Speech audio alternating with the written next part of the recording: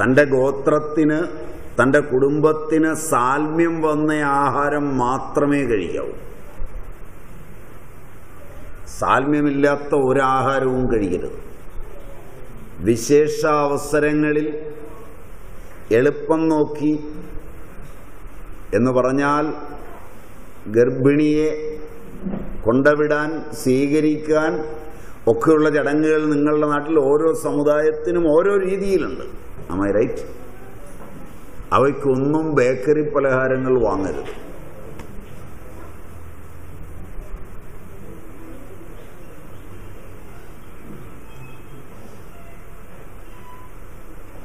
കാരണം മാസം 2 ആകുമ്പോഴേക്ക് ദൗഹൃദമാവും. ദോഹദം, ദൗഹൃദം. നാടൻ ഭാഷയിൽ ഇത് പള്ളിക്കത്തോടല്ലേ, പള്ളിക്കത്തോട്ടുകാർ വ്യാക്കൂണെന്ന് പറയും. ദൗ വ്യാക്ക്, അതിൽ നിന്ന് വന്നിട്ടുള്ളതാണ്. പഴയ ആളുകൾ പ്രായം ചെന്നവരിപ്പുണ്ടേ അവർക്ക് അറിയാം. അങ്ങനെയല്ലേ അമ്മേ പറയുന്നത്? പള്ളിക്കത്തോട് തന്നെയല്ലേ? അങ്ങനെ തന്നെയല്ലേ പറയുന്നത്? ഇപ്പോഴത്തെ പിള്ളേർക്കൊന്നും അറിയില്ല, ഒരു മലയാളമൊന്നും കേട്ടിട്ടുമില്ല. ദൗ വ്യാക്കെന്ന എന്ന് പറഞ്ഞാൽ 2 ഹൃദയമാണ് ഒരു സ്ത്രീ പ്രവർത്തിപ്പിക്കുന്നത്. അവിടെ വാക്കിന് മനസ്സിന് ഒക്കെ വലിയ പ്രാധാന്യമുണ്ട്. ഏറിയ കൂറും ഒരു ഹൃദയം പോകും ആ കാലത്ത്. 2 പോകണം എന്നുള്ളതേ ഉള്ളൂ.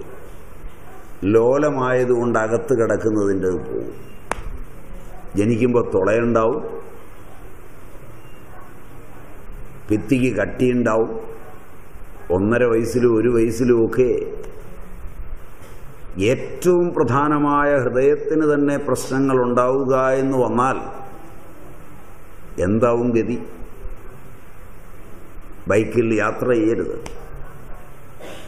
ഇപ്പോൾ ഗർഭിണിയും വണ്ടിയെ കയറ്റിയിട്ട് ഇപ്പോൾ അവൾ തന്നെ ഓടിച്ചു പോവുകയാണ്, ചെക്കൻ പുറകിലിരിക്കുകയാണ്. ഓടിച്ചാൽ എന്താന്നാണ് ചോദിക്കുന്നത്? എന്താ തല പോവോ? നിങ്ങളുടെ കാലത്ത് ഇതൊന്നുമില്ലാത്തതിൻ്റെ അസൂയ തള്ളെ മര്യാദയ്ക്ക് വിട്ടിരുന്നു. ശരിയല്ല. നിങ്ങളുടെ കാലത്ത് ബൈക്കും ഉണ്ടായിരുന്നില്ല, കാറും ഉണ്ടായിരുന്നില്ല, നിങ്ങളുടെ ഭർത്താവിന് ഓടിക്കാനും പറ്റിയില്ല. ഞങ്ങളുടെ കാലത്ത് ഇതൊക്കെ കാണുമ്പോൾ ഒരുതരം ക്രിമികടി. അവിടെ എങ്ങനെ മര്യാദയ്ക്ക് ഇരുന്നോണമെന്നാണ് പറയുന്നത്. ഇത് കഴിഞ്ഞിട്ട് ഈ കൊച്ചിനെയും ചുമന്ന് ആശുപത്രി കയറി ഇറങ്ങി അവസാനം ഇതിൻ്റെ ഹാർട്ട് ഓപ്പറേഷനും കഴിഞ്ഞ് അമൃത സത്യസായി ഇവിടെയൊക്കെ കൊണ്ടു കിടന്ന് ഫ്രീ കിട്ടുമോയെന്നൊക്കെ നോക്കി അവസാനം അതൊന്നും കിട്ടുകയില്ലെന്ന് തോന്നുന്നു കാശും കൊടുത്ത് ചെയ്ത് വീട്ടിൽ വന്ന് ഇതിരിക്കുമ്പോഴാണ് തള്ള മകൻ്റെ കുഞ്ഞാണെങ്കിലും വേണ്ടില്ല ഇവളുടെ അഹന്തയോർത്ത് അടക്കിച്ചിരിക്കുന്നത്. തിരിച്ച് ഇത് വരാതിരിക്കണമെങ്കിൽ സ്നേഹം വേണം, വിശ്വാസം വേണം. ഇങ്ങനെ പോണോ? ഇങ്ങനെ പോണോ? പഥ്യാവുമോ?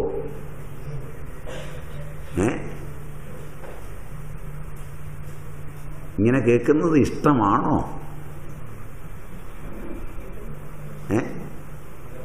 മറുപടിയില്ലല്ലോ. ഇങ്ങനെ മതി.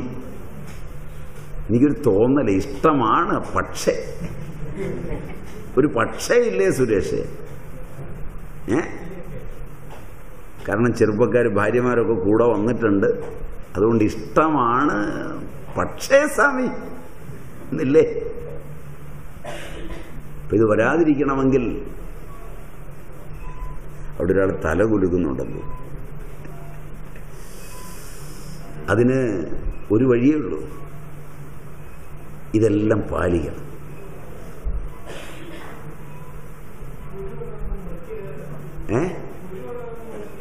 വളരെ നിർബന്ധമാണ്. ജീവന്റെ തുടിപ്പ് എവിടെയെങ്കിലും മുറിഞ്ഞാൽ കോശമതേറ്റുവാണ്. ഭാരതീയ ചിന്തയുടെ സമുജ്വലങ്ങളായ രണ്ടക്ഷങ്ങളാണ്. ചക്ക, കുമ്പളങ്ങ ഇവയൊന്നും പഴയ അമ്മമാർ മുറിക്കാൻ സമ്മതിക്കില്ല. കാരണം ഒരു കത്തി കടന്നു പോകുമ്പോൾ എത്ര ചക്കക്കുരു മുറിയും. ആ മുറിഞ്ഞ കുരു കാണുമ്പോൾ, മുറിഞ്ഞ വസ്തുക്കൾ കാണുമ്പോൾ, അതാണ് ഞാൻ സീരിയലും സിനിമയൊന്നും കാണരുതെന്ന് മുഖ്യമായി പറഞ്ഞത്. രക്തം കാണുമ്പോൾ ആ സമയത്തൊക്കെ നിങ്ങളുടെ തലച്ചോറിലൊരു മാറ്റം വരികയും നിങ്ങളുടെ പിനിയൽ, പിറ്റ്യൂട്ടറി, അഡ്രീനൽ, തൈറോയിഡ് ഇത്രയും മാറി മറിയുകയും ചെയ്യും.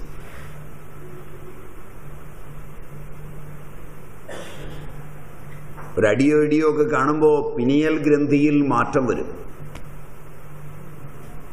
നിങ്ങളുടെ കോശവാർദ്ധക്യത്തെ നിയന്ത്രിക്കുന്നത് ഈ ഗ്രന്ഥിയാണ്. ഈ ഗ്രന്ഥിയിൽ ഒരു സ്രവം രൂപാന്തരപ്പെട്ടാൽ ഒരു ഭാഗത്തതും നിങ്ങൾ അപ്പോൾ ആഹരിക്കുന്ന ആ വിഷയവും കാണുന്ന ആ വിഷയവും എൻസൈമാറ്റിക് അപ്രോച്ചിൽ എൻസൈമുകളെ മാറ്റിമറിക്കും. അത് നിങ്ങളുടെ പ്രാണന്റെ ആവൃത്തിയിൽ മാറ്റങ്ങൾ ഉണ്ടാക്കുകയും നെയ്സന്റ് ഓക്സിജനെ ഉൽപ്പാദിപ്പിക്കുകയും ചെയ്യും. 3 പ്രക്രിയകൾ ഒരേ സമയത്ത് നടക്കും. ഒന്ന് പിനിയൽ ഗ്രന്ഥിയിലെ മാറ്റം, തദ്വാര പിറ്റ്യൂട്ടറി, അഡ്രീനൽ, തൈറോയിഡ് മേഖലകളിൽ വരുന്ന മാറ്റം. ഡക്ടുലസ് ഹോർമോണുകളാണിവയെല്ലാം പുറപ്പെടുവിക്കുന്നത്. അവയിലൊക്കെ മാറ്റം വരും. ഡക്ടുലസ് ഹോർമോണുകൾ അനിയന്ത്രിതമായ ലോകങ്ങളിലേക്ക് ഒരു നിമിഷാർദ്ധം കൊണ്ട് നിങ്ങളെ കൊണ്ടുപോകും. അതാണ് ഒരു മാറ്റം. രണ്ടാമത്തെ മാറ്റം നിങ്ങളുടെ പ്രാണനിൽ വരുന്ന ആവൃത്തിയാണ്. ഭക്ഷണം കഴിക്കുമ്പോൾ ഇത് അമൃതമാണ്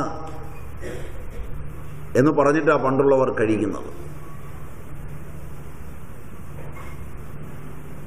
ഉദകം നൽകി അന്നത്തെ അമൃതാക്കി അമൃതോപസ്തരണമസ്തു, അമൃതം മേ അസ്തു. പ്രാണനായിക്കൊണ്ട് ഒക്കെ ആഹൂതികളാണ് അന്നം കൊണ്ട് ചെയ്യുന്നത്.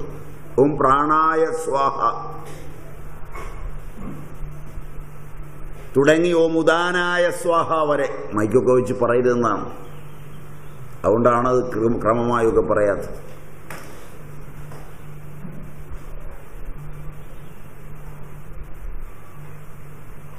കാരണം അന്നമാണ് ജീവൻ. കുട്ടി വേണമെന്ന് ആഗ്രഹിക്കുന്നവൻ അന്നത്തെ ഒരിക്കലും നിന്ദിക്കരുത്. അന്നമാണ് പ്രജ.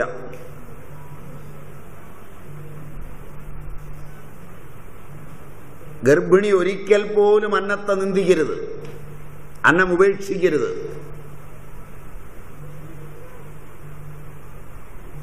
അന്നം ന നിന്ദ്യാത് തദ്വ്രതം, അന്നം ന പരിചക്ഷ്യേത, അന്നം ബഹുകുർവീത.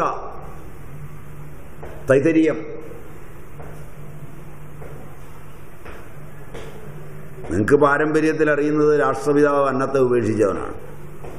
അതുകൊണ്ട് ഒരു വെടിയുണ്ടൊക്കെ ഉണ്ടായിരുന്നു. നിങ്ങൾക്കുള്ള ഉണ്ട എവിടെയാണെന്ന് അന്വേഷിച്ചാൽ മതി.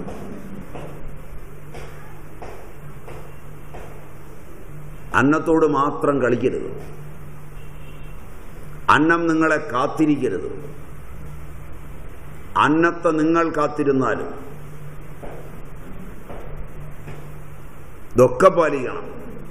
അന്നം അതീവ പരിശുദ്ധമായിരിക്കണം. കാണുന്നതും കേൾക്കുന്നതും തൊടുന്നതും എല്ലാം അന്നമാണ്. ആഹ്രിയന്ത ഇത്യാഹാര.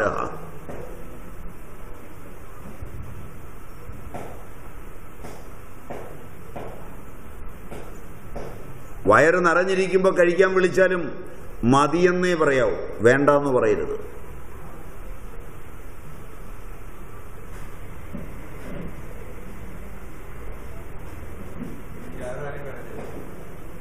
ഒരിക്കലും കിടക്കരുത്,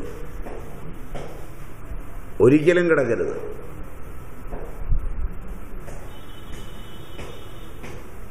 നിരാഹാരമൊക്കെ